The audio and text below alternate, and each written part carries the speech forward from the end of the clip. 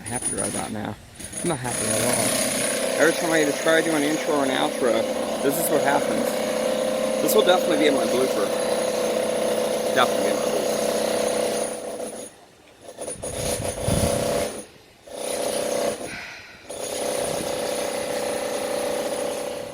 Howdy viewers, today I'm going to show you guys how to change out an alternator on a 2014 Kia Cadenza, so stay tuned.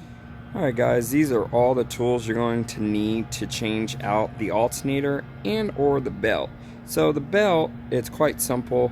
All you're going to need is a deep socket, 19 millimeter, which that's what I have here. It's got a 19 millimeter socket. And then what I use also is this breaker bar. So I put this breaker bar, it's got a 21 millimeter socket. I put it on the back of this handle to make this way longer. So now this is like an extended breaker bar. Sorry for the noise in the background. Everyone's quite active today. Okay, so I've got 3 different types of drive sets here that I use. When it comes down to the sockets, 10 millimeter, I use a 17 millimeter socket, 9/16, another 9/16, 14 millimeter, 13 millimeter, 12 millimeter, I believe that's an 8. I also use this adapter to help me out a bit. And since I don't have a breakaway bar, not a breakaway bar, I'm sorry, since I don't have a punch, I use this to help me get this alternator off. So that's that. That's all the stuff that I use. And of course my gloves, and also use this magnetic device there. But yeah, alright guys, that's everything that I've used.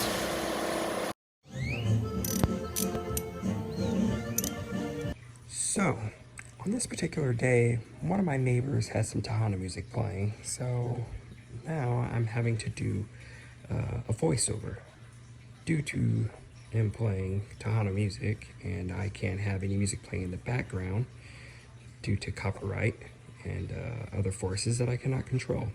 So first thing you want to do is disconnect the battery. Most importantly, the positive cable and the negative cable, take them off.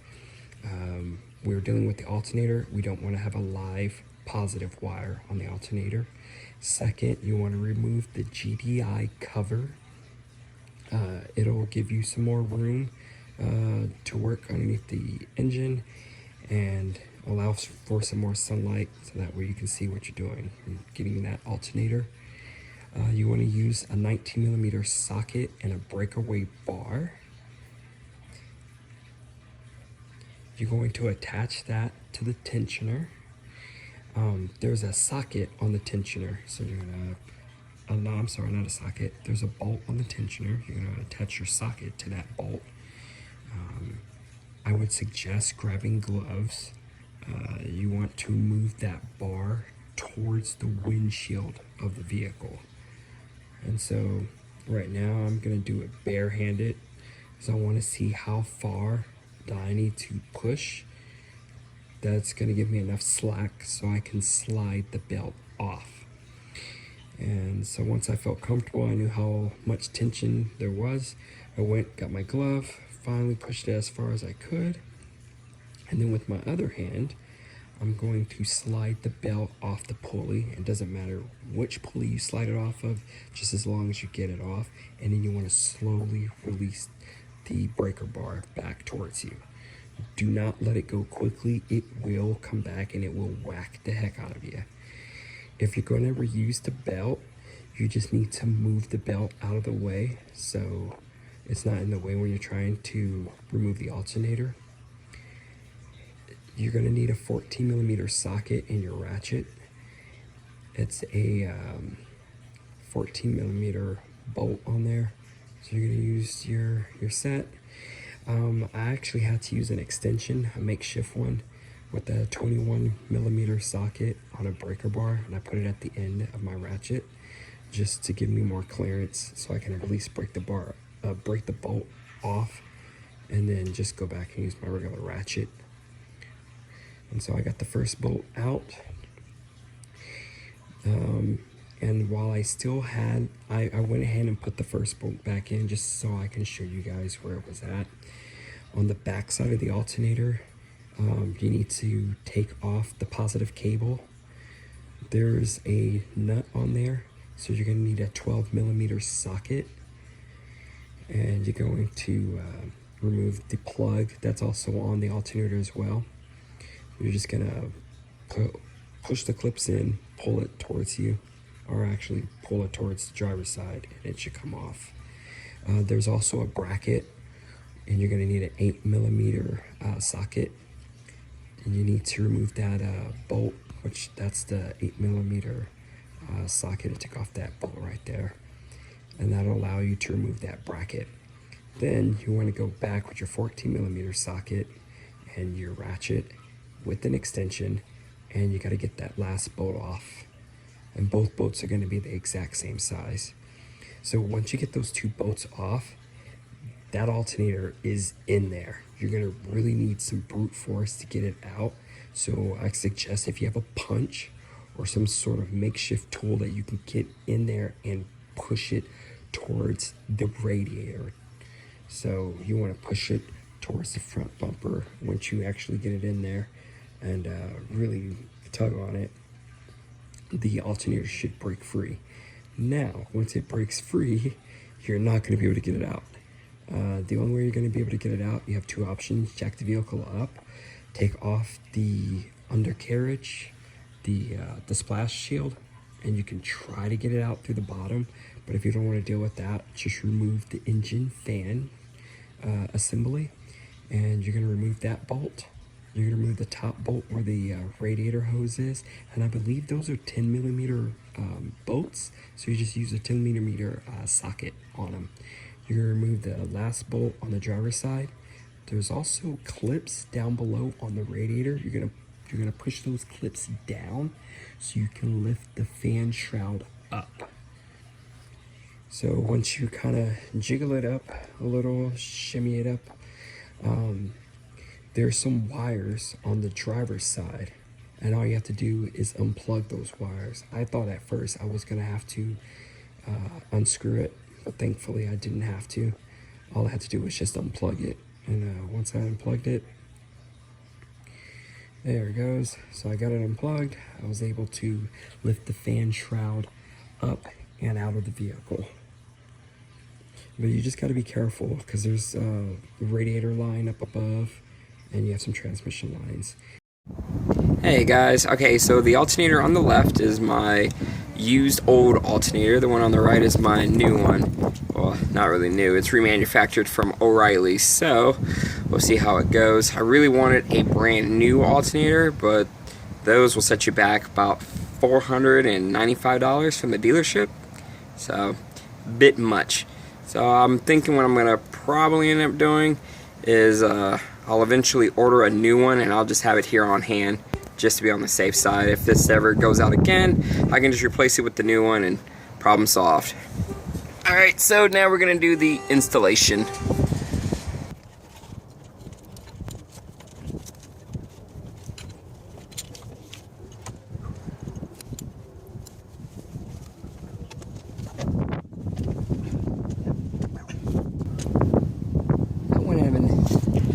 That went a hell of a lot easier than I thought. Holy smokes. Alright, so I got my screws, so I'm gonna put the top one in first, and then just so it'll hold it up in place. Sorry guys. So now it's holding. Y'all can see the screw is right there.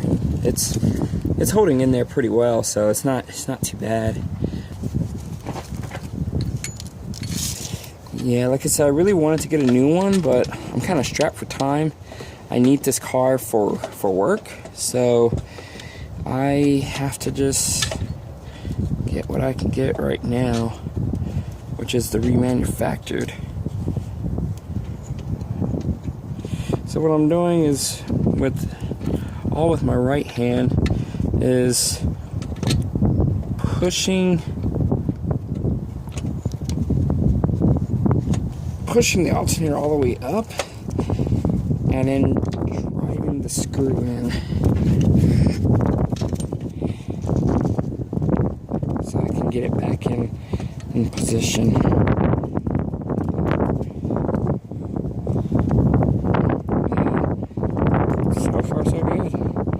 This was a lot harder taking it off because I had got the 2 bolts out, but when I got the 2 bolts out of there, it was still like lodged in there. So if you guys have a punch or a pry bar, just pry it in between the alternator and its the housing for it, the mounting housing, and then just pry it out.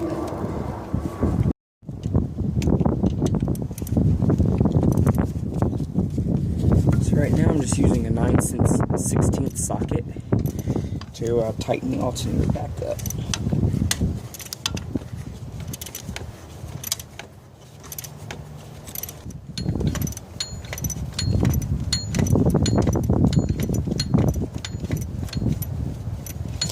But I hope this video helps you guys out there. I know when I looked online, there wasn't a video for this. Oh man.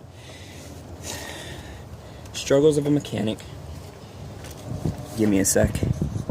Back. Time to fish off that tool.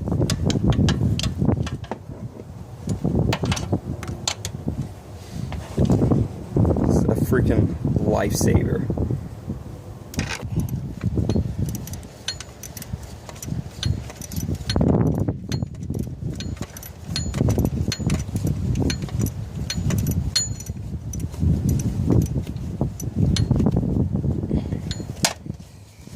I'm going to get my extension bolts going back on easily.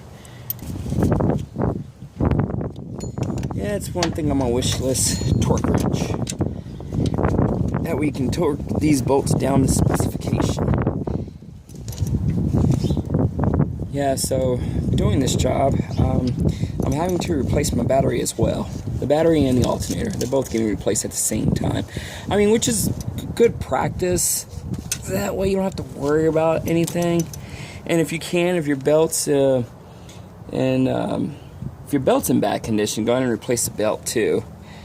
But my battery, the only reason I'm replacing it was when I got it tested the first time, they said it was discharged. So I was like, alright, so they charged it up, and that was at Advanced Auto Parts. Then I went to O'Reilly's, and I got a second opinion. And at O'Reilly's, I actually saw the guy, and we went back there to test the battery, and the battery read it was good, but it's on its last cycle of life. And quite frankly, I don't want to be stranded on the side of the road again because of a dead battery. So I just went ahead and replaced my battery too. I just finished tightening up the top.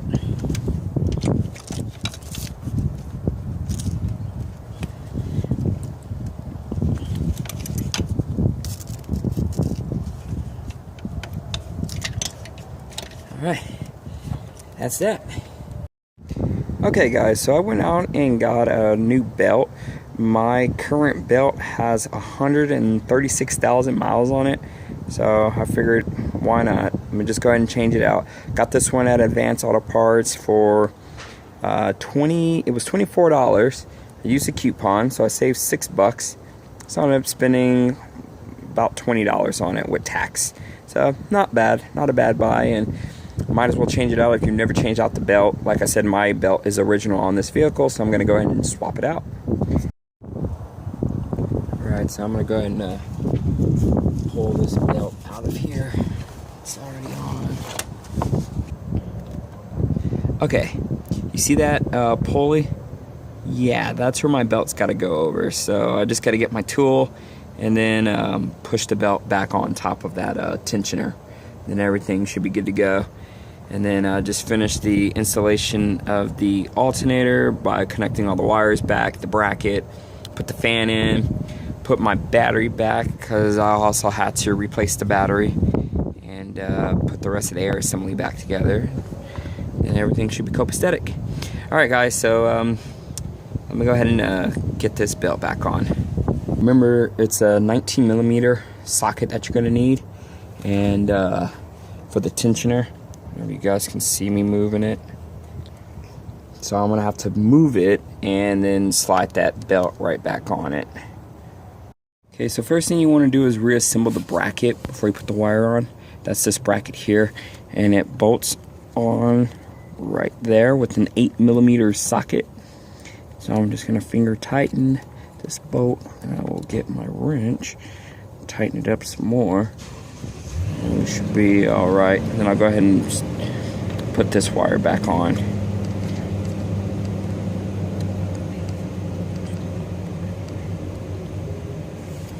Alright, so that's back on there.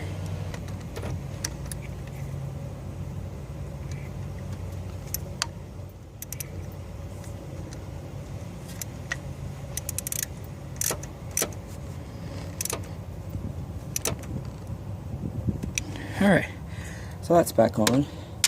Now there's there's a wire down here. This wire, so we're gonna plug it back. Alright, so it's plugged back on. And this goes on there. And get the washer. There's the washer. And then you need a 13mm socket for this one.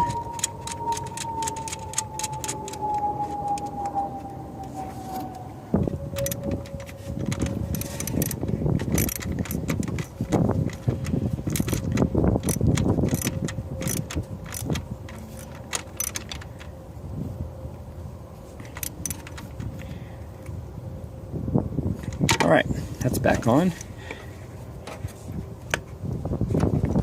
There goes the boot. Alright, so now I am completely done with the alternator. This wire down below is back on. I got this one from the battery back on here. The bracket's on, it's screwed in. Alternator screwed in from the top screw, bottom screw way down yonder. Belt's on. So now all I gotta do is put the fan back on, and I'll show you guys how to do that.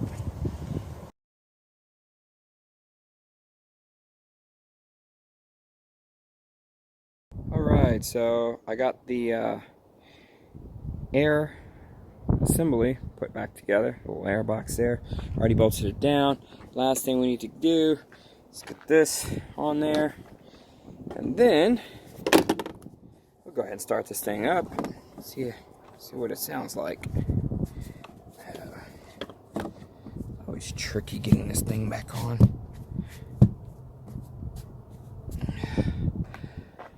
Alright, that's that. Finally got it all back together, and we'll get started up and see how it runs. Ta-da! Congratulations, people. You just changed out your alternator and saved yourself a buku amount of monies.